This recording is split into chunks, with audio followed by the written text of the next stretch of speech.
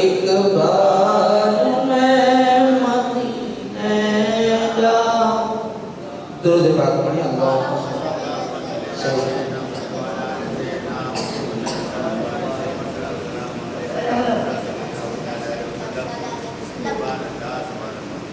اللہ الحمدللہ رب العالمین والصلاة والسلام علی سید الانبیاء والمرسلین المبعوث باللہ من الشیطان الرجیم. بسم اللہ الرحمن الرحیم.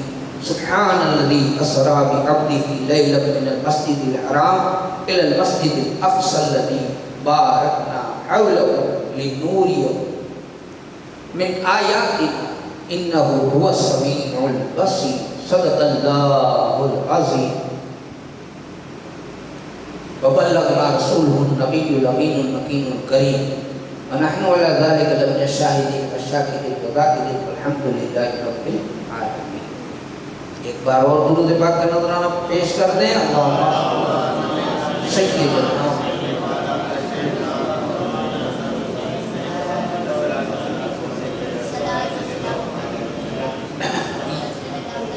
معراج آج کی جو رات ہے نا، آج کی رات، یہ رات ایک ایسی رات ہے کہ جس میں ہمارے آقا کو، ویسے تو ہمارے آقا کے بہت سارے معجزے ہیں، بہت سارے. درختوں نے سجدہ کیا، سورج الٹے پاؤں پلٹا، چاند اشارے سے ٹکڑے ہوا، بہت سارے معجزے. پتھروں نے، درختوں نے، جانوروں نے سجدے کیے، سلام کیے، بہت سارے معجزے ہیں. لیکن کوئی خاص معجزہ جو دنیا کو حیرت میں ڈال دے، حیرت میں ڈال دے، ایسا معجزہ جس کی گواہی صراحتاً قرآن دے، وہ ہے معراج. معراج کے 3 مرحلے ہیں، 3 ہیں: اسراء، معراج اور لاسٹ والا اعراج. 3 ہیں. پورے مرحلے کو معراج بھی کہہ سکتے ہیں، اس لیے ہم شب اسراء بھی کہتے ہیں، شب معراج بھی کہتے ہیں، شب اسراء بھی کہتے ہیں، شب معراج بھی کہتے ہیں. پورے کو معراج کہتے ہیں. لیکن یہ علمی بات ہے کہ بھائی وہاں سے لے کر بیت المقدس، بیت المقدس سے زمین سے لے کر پھر 7ویں آسمان کے پرے تک، اور پھر وہاں سے لامکان تک، تو 3 بھاگ پڑے. اب اس میں بڑے بڑے عالموں نے بحث کی، رد کرنے والے بھی آ گئے. کسی نے کہا کہ خواب میں ہوئی وہ معراج منامی، اس کو کہتے ہیں معراج منامی. اب منامی کا مطلب یعنی خواب، سپنے میں. پھر کوئی اگر سوچے کہ وہ صرف جسمانی معراج نہیں تھی، وہ روح کی معراج تھی، اور اگر کوئی یوں کہے کہ بھئی بیت المقدس تک تو جسم تھا لیکن وہاں پھر سرکار سو گئے ہیں، وہاں سے پھر روح آگے بڑھی، تو یہ ساری باتیں ہم نہیں مانیں گے. کیوں نہیں مانیں گے؟ اس کی وضاحت پہ بعد میں کرتا ہوں. پہلے یہ سمجھ لیں کہ یہ ایمان کامل رکھنا ہے کہ ہمارے آقا جسم اور روح کے ساتھ جاگتے ہوئے یہاں سے لامکان تک گئے. یہ ہمارا ایمان ہے. کیوں؟ اگر مان لو کل کو کوئی اگر آپ کو بہکانے کی کوشش کرے تو تھوڑا سمجھ بھی دے. اگر کوئی کہے خواب میں ہے، تو میرے بھائی خواب میں تو اللہ کا دیدار ولیوں نے بھی کیا ہے. ولی بھی کرتے ہیں نا دیدار. امام اعظم کا قول لکھا ہوا آتا ہے کہ امام اعظم کہتے ہیں میں نے 200 بار خواب میں اللہ کی دیدار کی، 200 بار. تو بھائی خواب ہے، خواب پر کوئی سوال نہیں ہوتا، خواب پر کوئی پکڑ نہیں ہوتی، خواب کے کوئی ایگریمنٹ نہیں ہوتے، اور اس کا کوئی اعتراض بھی نہیں بنتا تھا. تو مکہ والوں نے جیسے ہی حضور نے اپنے معراج کے بارے میں بتایا ہے کہ یہ اولا مکہ تک ہو کے آیا، اللہ سے مل کے آیا، سب دیکھ کے آیا، تو اس پر سارے لوگوں کو اعتراض کرنے کی کیا ضرورت تھی بھائی؟ کیا ضرورت تھی؟ ضرورت تو تب پڑے نا کہ جب یہ بتاتا ہوں کہ نہیں میں گیا تھا، سپنے میں نہیں حقیقت میں گیا تھا، تو مانا سمجھ گئے اتنی دیر میں اتنا سارا سب کچھ دیکھ کے آگے راتوں رات ایک پل بھر میں یہ کیسے ہو سکتا ہے؟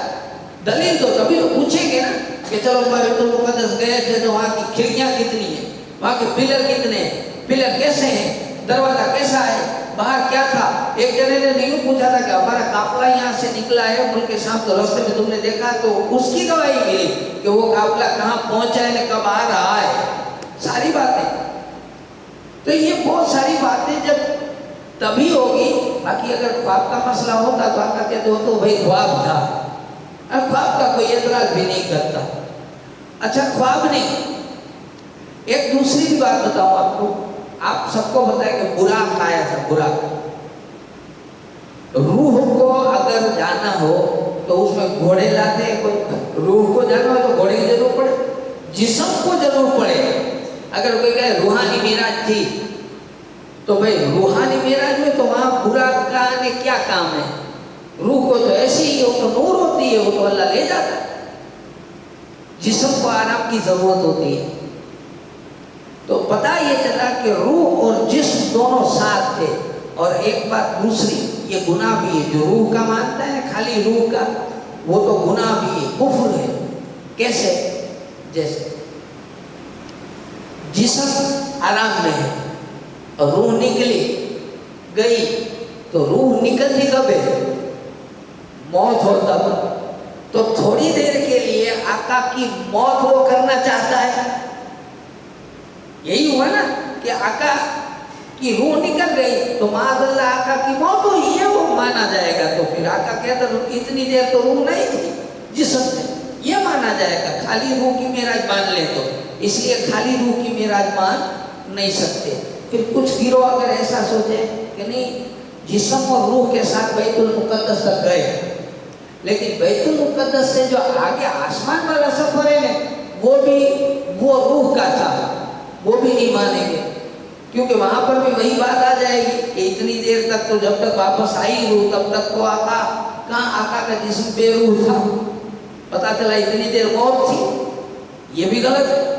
تو اس لیے ہمارا ایمان کیا ہے کہ آقا حیاتی میں جسم کے ساتھ روح کے ساتھ جاگتے ہوئے معراج کو گئے اور سب دیکھ کر اللہ سے ملاقات کر کے آئے، وہ بھی تھوڑی دیر میں۔ اب درود پاک پڑھیں تو آپ کو آیت کی تفسیر کے ساتھ میں آگے بات بتاؤں۔ صلی اللہ علیہ وسلم، صلاۃ و سلام علیہ یا رسول اللہ۔ پہلے ترجمہ سنا دیں۔ سبحان الذی، پاکی ہے اسے، اسرا بعبدی لیلا، جو اپنے بندے کو راتوں رات لے گیا۔ کہاں لے گیا؟ من المسجد الحرام الی المسجد الاقصی، یعنی مسجد حرام سے مسجد اقصی تک لے گیا۔ پھر آگے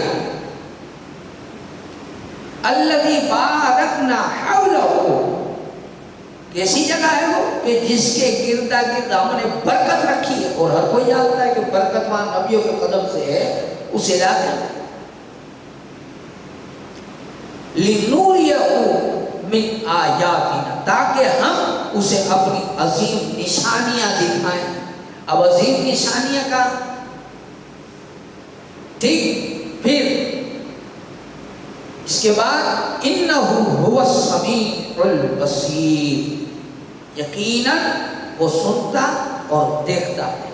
یہ میں نے آپ کو ترجمہ آیت کا جو تھا وہ آپ کو بتا دیا۔ اب میں آپ کو کتاب سے پوری بات بتاتا ہوں۔ حضور صلی اللہ علیہ وسلم آسمانوں کے بلند کناروں سے گزرتے ہوئے عرش بری پر جلوہ گر، حضرت سیدنا جبریل امین سدرۃ المنتہا پر رک گئے، مگر رسول پاک آگے بڑھ گئے اور نور الہی سے قریب ہوئے۔ اس کے علاوہ خواب میں معراج اس جسمانی معراج سے پہلے بھی اور بعد میں بھی کئی بار ہوئی۔ یہ جو معراج ہوئی نا، اس سے پہلے خواب میں تو کئی بار دیکھ چکے تھے، کئی بار جا چکے تھے اور بعد میں بھی جا چکے، لیکن یہ جسم اور روح کے ساتھ حیات میں تھی، جاگتے ہوئے تھی۔ بیت المقدس مکہ معظمہ سے بہت دور 1 مہینے کے راستے پر ہے. اس سرزمین اقدس میں بہت سی برکتیں ہیں. یہ سرسبز شاداب زمین بھی ہے. یہاں پھلوں سے لدے باغات بھی ہیں, جاری نہریں, شفا ایک دم پاک صاف چشمے ہیں. اکثر انبیاء کرام اس زمین میں تشریف فرما ہوئے, اور وہ زمین انبیاء کرام کی آرام گاہ اور نزول وحی کا مقام بھی ہے. آگے رب تعالیٰ ارشاد فرماتا ہے, عظیم نشانیاں دکھائی, یعنی اپنے حبیب کو آسمان اور لامکان میں بلا کر وہ نشانیاں دکھائی جو دیگر تمام انبیاء اور رسول نے صرف سنی تھی, جسے رب کی ذات, عرش, کرسی, لوح, قلم, جنت, دوزخ وغیرہ یہ باقی نبیوں نے سنا تھا, ہمارے نبی کو دکھایا ہے. باقی نبیوں نے یہ سب سنا تھا, ہمارے نبی دیکھ کے آ گئے. پھر رب تبارک تعالیٰ ارشاد فرماتا ہے ایک آیت میں, اِنَّا أَرْسَلْنَاكَ شَاہِدًا, یعنی یقیناً ہم نے تمہیں بھیجا گواہ بنا کر. قرآن میں دیکھو یہ گواہ بتایا ہے, اللہ کے رسول گواہ ہے. کس چیز کی گواہ ہے؟ گواہی وہ دے جس نے دیکھا ہو. بنا دیکھے تو نہیں مانیں گے نا کوئی. اللہ کیسا ہے, جنت کیسی, دوزخ میں کیا ہے, آسمان کیسے ہیں, آسمان پر کیا ہے, یہ سارا رسول بتائیں اور دیکھ کر بتائیں. کہ صادق نبی کا نام کیا, صادق الوعد الامین. ہمارے نبی سچے, اور ایسے سچے کہ سارے سچوں کے سردار ہیں, ان سرداروں کے بھی وہ سردار ہیں. ایسے سچے تاکہ کوئی ایک نقطہ, ایک پوائنٹ بھی پکڑ نہ پائے کہ نبی جھوٹے ہیں, معذر نبی نے دیکھا نہیں تھا.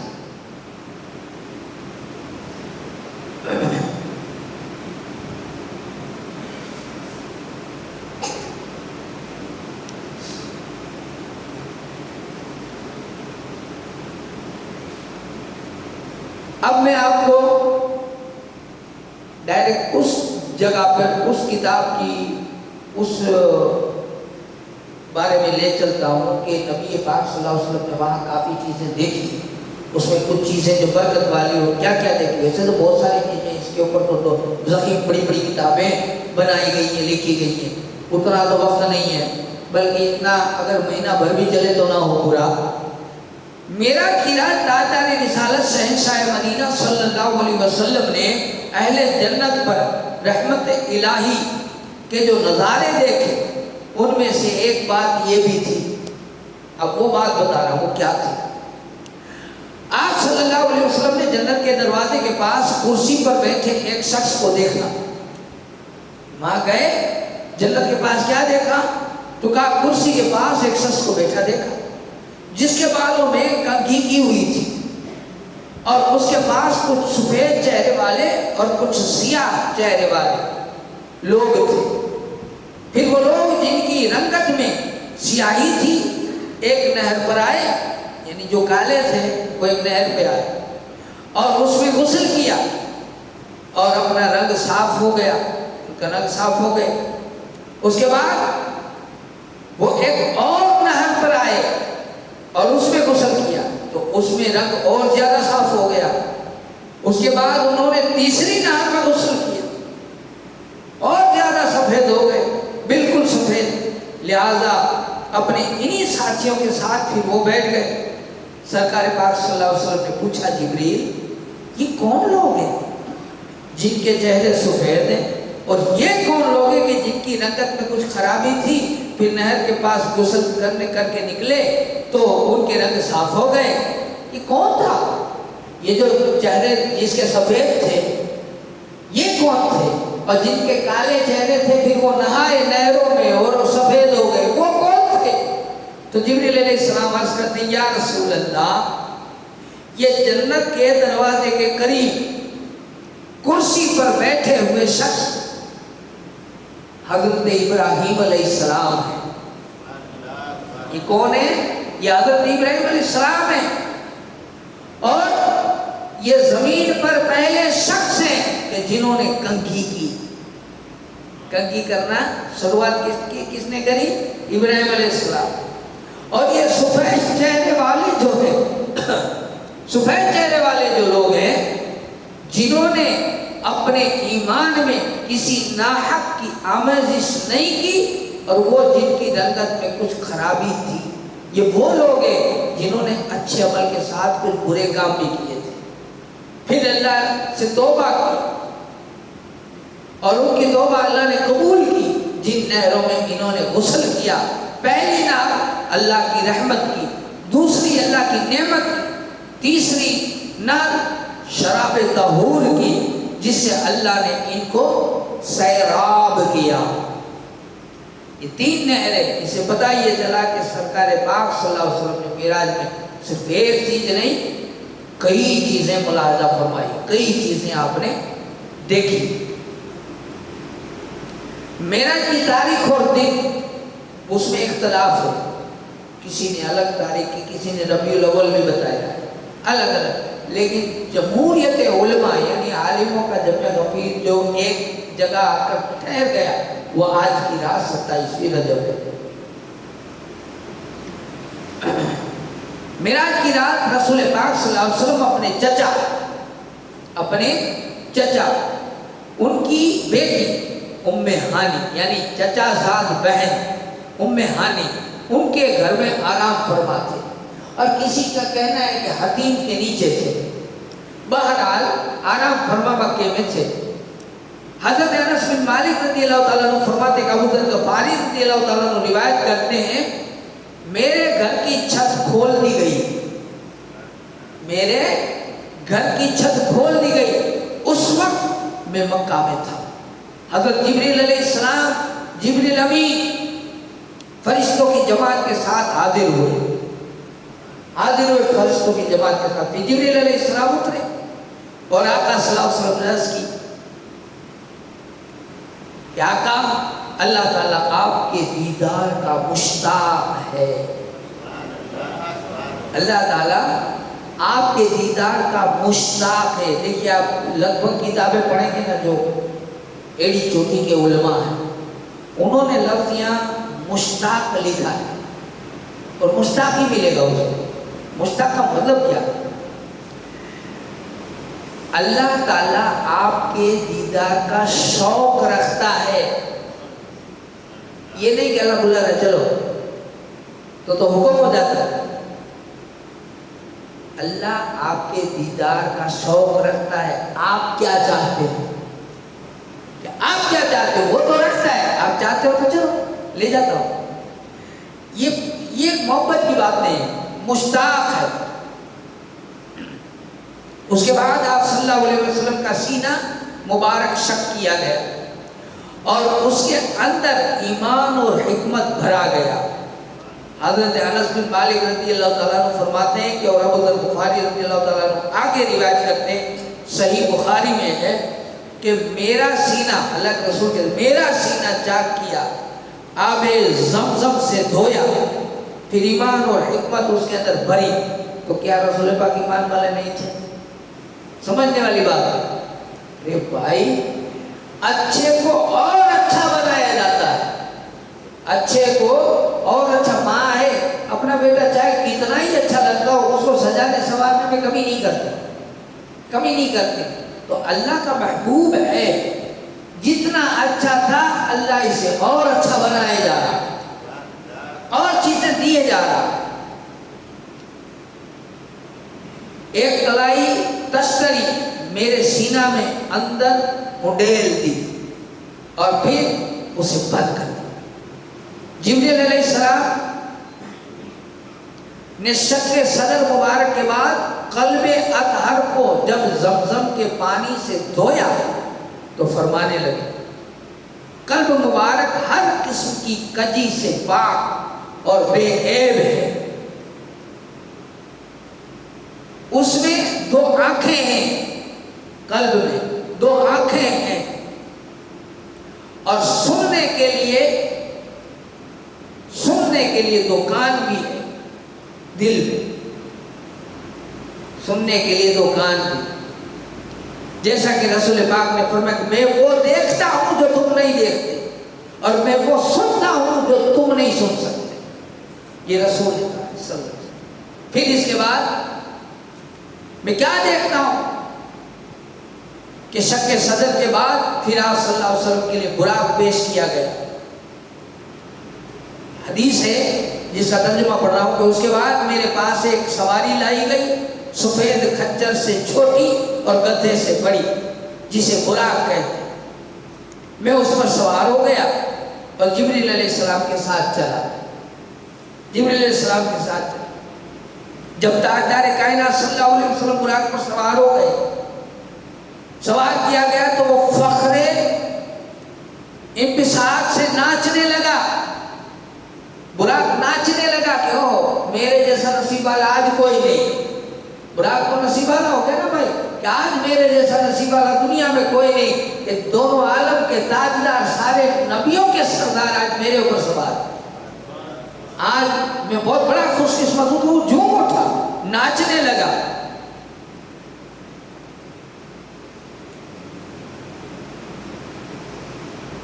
براق اس سعادت عظمیٰ پر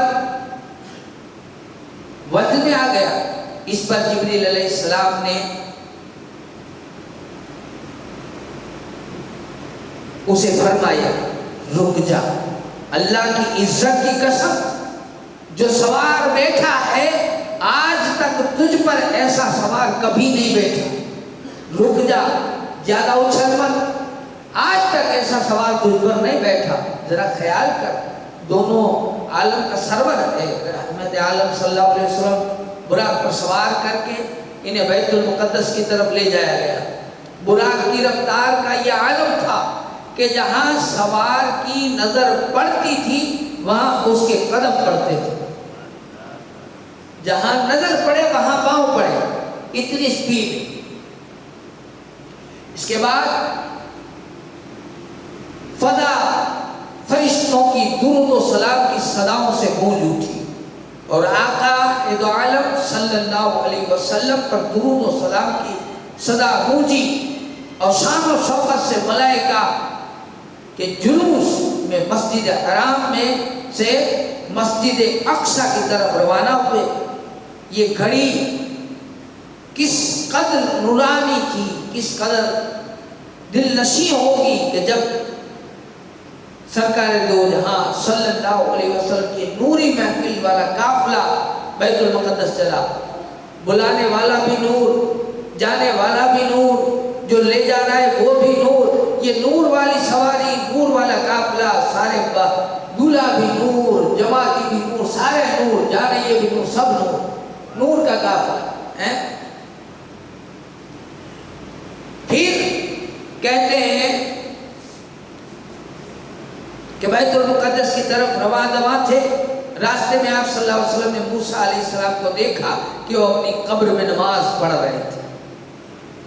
اس کے بعد ایک حدیث اور آتی ہے، انس بن مالک رضی اللہ تعالیٰ عنہ فرماتے کہ رسول پاک صلی اللہ علیہ وسلم فرمایا کہ معراج کی رات میرا گزر حضرت موسیٰ علیہ السلام کی قبر پر سے ہوا جو سرخ ٹیلے کے قریب ہیں، اور میں نے ان کو دیکھا کہ وہ اپنی قبر میں کھڑے ہوئے نماز پڑھ رہے تھے. آپ صلی اللہ علیہ وسلم اور حضرت عیسیٰ علیہ السلام، حضرت عیسیٰ علیہ السلام کا اولیاء بیان فرمایا. اور ابو ہریرہ رضی اللہ تعالیٰ عنہ کہتے ہیں کہ رسول پاک صلی اللہ علیہ وسلم نے اس رات کی کیفیت بیان کی کہ جس میں معراج ہوئی تھی. موسیٰ علیہ السلام کو دیکھا، وہ ایک دبلے پتلے سیدھے بالوں والے آدمی ہیں. ایسا معلوم ہوتا تھا کہ قبیلہ سنون میں سے ہوں. اور میں نے حضرت عیسیٰ علیہ السلام کو بھی دیکھا کہ وہ میانہ قد تھے، نہایت سرخ اور سفید رنگ والے تھے. ایسے تر و تازہ اور پاک و صاف معلوم ہوتا تھا کہ ابھی غسل خانہ سے باہر نکلے ہوں. اور میں نے ابراہیم علیہ السلام سے ان کی اولاد میں سب سے زیادہ مشابہ کسی اور کو نہیں دیکھا. اور اس میں کہتے ہیں کہ اسی دوران سفر میں آپ صلی اللہ علیہ وسلم نے مختلف جگہ پر نماز بھی ادا کی. انس بن مالک رضی اللہ تعالیٰ عنہ کہتے ہیں دوران سفر ایک مقام پر جبریل علیہ السلام نے رحمت عالم صلی اللہ علیہ وسلم کو اتر کر نماز پڑھنے کا حکم دیا، نماز پڑھنے کے لیے عرض کیا صلی اللہ علیہ وسلم کہ آپ صلی اللہ علیہ وسلم نے وہاں نماز ادا فرمائی، اور حضرت جبریل علیہ السلام نے عرض کیا کہ آپ صلی اللہ علیہ وسلم کو معلوم ہے کہ آپ نے کس جگہ نماز پڑھی؟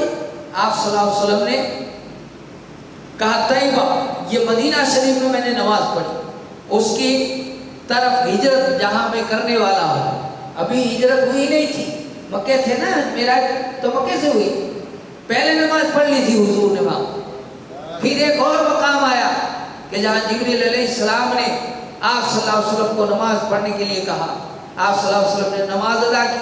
جبریل نے پوچھا آپ جانتے ہیں کہ یہ کون سی جگہ نماز پڑھی؟ آپ صلی اللہ علیہ وسلم نے کہا کہ یہ طور سینا ہے جہاں میں نے نماز پڑھی۔ حضرت موسیٰ علیہ السلام کو جہاں کلام کا صرف پھیلا تھا، پھر ایک اور جگہ آئی، وہاں نماز پڑھی اللہ کے رسول صلی اللہ علیہ وسلم نے۔ آپ صلی اللہ علیہ وسلم جب نماز کی تو جبریل علیہ السلام نے پوچھا کہ کیا آپ کو معلوم ہے کہ یہ کون سی جگہ ہے جہاں آپ نے نماز پڑھی؟ آپ صلی اللہ علیہ وسلم نے فرمایا کہ یہ بیت الحم ہے جہاں میں نے نماز پڑھی، جہاں عیسیٰ علیہ السلام کی ولادت ہوئی تھی اور ان کے قدرت یہ جائے بات کا مشاہدہ کیا تھا لوگوں۔ بیت المقدس لے آئے اور مسجد اقصیٰ میں وہاں تمام انبیاء کی صفیں بن کر کھڑی ہو گئی۔ یہ یاد رکھیے گا کہ تمام نبی جو جنہوں نے امامت رسول پاک نے کی وہ نماز پڑھی، تمام انبیاء نے، وہ روحانی تھی۔ کیا تھی؟ وہ نماز روحانی تھی۔ آقا جسم اور روح کے ساتھ ہے، آقا جسم اور روح کے ساتھ ہے، پیچھے انبیاء کی روحیں ہیں، اور اگر مان لو کہ ان کو جسم نہیں تھا تو خالی روح نے کیسے پڑھی؟ تو ایک ہوتا ہے، آپ نے سنا ہوگا کہ جب ابراہیم علیہ السلام ان کو آگ میں ڈالا گیا تو بالکل ہو ابراہیم علیہ السلام جیسا ہی ایک شخص کاپی وہ ساتھ میں باتیں کر رہا تھا۔ تو فرعون وہاں سے دیکھ رہا تھا اپنے محل سے کہ آپ میں ابراہیم اکیلا نہیں ہے، کوئی اس کے ساتھ باتیں کر رہا ہے، وہ کون ہے؟ تو کہا وہ میرا سایہ تھا۔ تو اللہ ابراہیم علیہ السلام کا وہاں سایہ بنا کر آگ میں ان کے ساتھ دوستی میں باتیں کروا سکتا ہے، تو یہاں سارے نبی کو مثالی جسم نہیں لیکن جسم جیسا دے کر کے ان کو نماز میں کھڑا رکھ سکتا ہے۔ یہاں ایک دوسری لطیف بات ہے، اشارہ ہے، بہت ہی اچھا ہے، ذرا دھیان دیں گے سمجھ میں آئے گا۔ جسم یہ تو خاکی ہے، جسم سب کا خاکی ہے، چاہے ہمارا، آپ کا، ولی کا، نبی کا، سب کا خاک سے ہی تو بنا، یہ بات تو پکی ہے۔ لیکن سب کی خاکی اور خاکہ الگ الگ ہے، اللہ جانتا ہے کہ کس مٹی سے کون بنا ہے نا۔ ادھر نبی کی روحیں سب نور نبیوں کی روحیں، اور آگے آقا کا جسم روح کے ساتھ، اور پیچھے ساری روحیں۔ تو آقا کا جسم پاک بھی ان روحوں سے افضل، اور ہمیشہ یاد رکھیے کہ امام آگے وہ ہوتا ہے جو پیچھے سے افضل ہو، جو سب سے افضل وہی آگے کھڑا رہتا ہے ہر طرح سے۔ تو سارے نبی پیچھے تھے اور آگے آقا کا جسم روح کے ساتھ، تو ان سارے روحوں کے کمال سے افضل اعلیٰ ہمارے آقا کا جسم پاک۔ وہ لوگ جسم کے ساتھ نہیں تھے، روحوں کی امامت کی ہے جسم کے ساتھ، سوچو ذرا۔ تو یہ نقطہ تھا جو میں نے بتانا ضروری سمجھا۔ درود پاک پڑھیں، اللہم صلی علی سیدنا محمد وعلی سیدنا محمد وسلم، صلاۃ رسول اللہ صلی اللہ علیہ وسلم۔ وہاں صفیں بندی، سب کھڑے ہوئے، ان سب میں حضرت، ان سب حضرات نے آپ کو خوش آمدید کیا۔ جبریل علیہ السلام نے اذان دی، نماز کے لیے آپ صلی اللہ علیہ وسلم نے امامت کے لیے آگے کیا جبریل امین کو، تو آپ نے کہا نہیں، آپ آگے بڑھے، آپ کا دست مبارک پکڑا، آگے بڑھا دیا، اور آپ صلی اللہ علیہ وسلم نے تمام نبیوں کی امامت فرمائی۔ پھر بیت المقدس میں داخل ہوا اور وہاں میرے لیے انبیاء کرام جمع ہو گئے تھے، چنانچہ مجھے جبریل علیہ السلام نے آگے کر دیا اور میں نے امامت کی. یہ حدیث کے لفظ بتا دیے میں نے. سب سے پہلی اذان ہے یہ جو جبریل علیہ السلام نے دی، کیونکہ ابھی نماز فرض تھوڑی ہوئی تھی. آپ یہ مغز میں رکھو، یہاں نماز پڑھی ہے لیکن نماز تو فرض ہوئی نہیں تھی. یہ اور جب نماز فرض نہیں ہوئی تھی تو اذان بھی نہیں ہوئی تھی، اذان بھی نہیں ہوئی تھی. یہ سب سے پہلی اذان دی کس نے؟ جبریل علیہ السلام نے، جو معراج کی رات میں دی تھی. پھر یہاں پر آپ صلی اللہ علیہ وسلم کے پاس 2 برتن لائے گئے، ایک میں دودھ اور ایک میں شراب تھا. ایک میں دودھ ایک میں شراب. ابو ہریرہ رضی اللہ تعالیٰ عنہ سے روایت ملتی ہے کہ صلی اللہ علیہ وسلم فرمائے پھر 2 برتن میرے سامنے لائے گئے، ایک میں دودھ تھا دوسرے میں شراب تھی. جبریل علیہ السلام نے کہا دونوں چیزوں میں سے آپ کا جو جی چاہے پی لیجیے. میں نے دودھ کا پیالہ اپنے ہاتھ میں لے لیا اور میں نے پی لیا. مجھ سے کہا گیا آپ نے فطرت کو اختیار کیا، دودھ آدمی کی پیدائشی غذا ہے، اگر اس کے بجائے شراب پی ہوتی تو آپ کی امت گمراہ ہو جاتی. اب یہاں سے اندازہ لگائے کہ ہمیں آپ کا کیا سیکھ دے رہے ہیں امت کو، کہ ہمیں اس چیز سے دور رہنا چاہیے. پھر آسمانی سفر ہوگا. اب آسمانی سفر کی بات اللہ نے چاہا تو انشاءاللہ پھر آگے کبھی دوسرے بیانات بھی ہوں گے، اس میں کریں گے. یہ وقت ہو رہا ہے، درود پاک پڑھیں. اللہم صلی علی سیدنا محمد وعلی آل سیدنا محمد وصحبہ وبارک وسلم. صلاۃ و سلام علیکہ یا سیدی یا حبیبی یا رسول اللہ صلی اللہ علیہ وسلم. اب نمازوں کے جو طریقے ہیں اس میں کچھ چیزیں بتا دیتا ہوں آپ کو. دیکھیے نمازیں نا آج کی رات میں نفل ہر جگہ پڑھتے ہیں، ہر جگہ پڑھتے ہیں، لیکن سمجھدار جو علماء لوگ ہیں وہ سمجھاتے ہیں کہ میرے بھائی نفل یعنی نفع.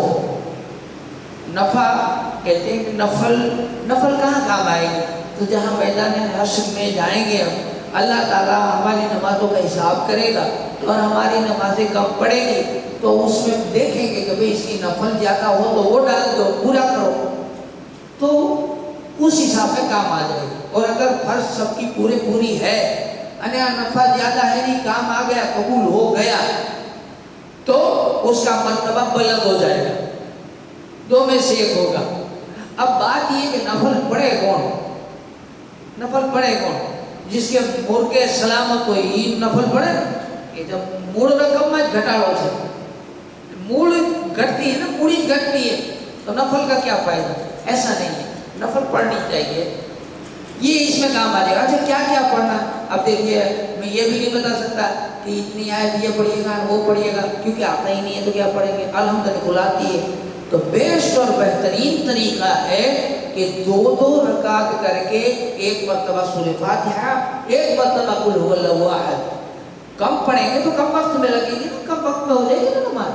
آپ چاہیں تو 3 پڑھیں 100 پڑھیں، لیکن اگر آپ مان لیجئے کہ ایک رکعت میں آپ نے سورہ فاتحہ اور 50 قل پڑھی، برابر، تو 1 رکعت 2 رکعت آپ نے پڑھ لی، لمبا ٹائم جائے گا، تھوڑی دیر میں تھک جائیں گے انسان ہے. اور یہ پھر قبول ہوئی نہیں ہوئی تو اللہ جانتا ہے. تو بہتر یہ ہے ایک الحمد ایک قل، جتنی ہو سکے 2 رکعت نفل پڑھ دیں. اور قضا نماز اگر کوئی پڑھنا چاہے تو نیت ایک دم سے سمپل ہے کہ نیت جیسے فجر کی نماز پڑھی ہم نے قضا ابھی زندگی کی نیت کی، میں نے وقت نماز فجر کی 2 رکعت فرض خدا کی، قضائے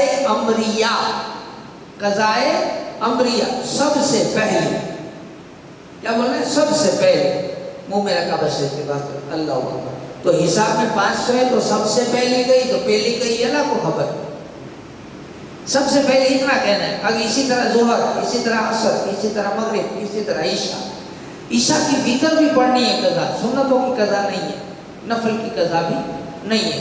اور بہتر یہ ہے کہ آپ صرف اگر پڑھنا چاہیں تو 2 رکعت نفل بھی پڑھیں. اور دعاؤں کی رات ہے، پورے سماج کے لیے، تمام مسلمانوں کے لیے خوب خوب دعائیں کریں۔ اللہ سے دعا ہے اللہ میں کہنے سننے سے زیادہ ہمیں کی توفیق عطا کرے، ہماری اس مجلس کو اپنی بارگاہ میں قبول فرمائے، ہمیں مرنے سے پہلے سچی توبہ نصیب فرمائے۔ السلام علیکم۔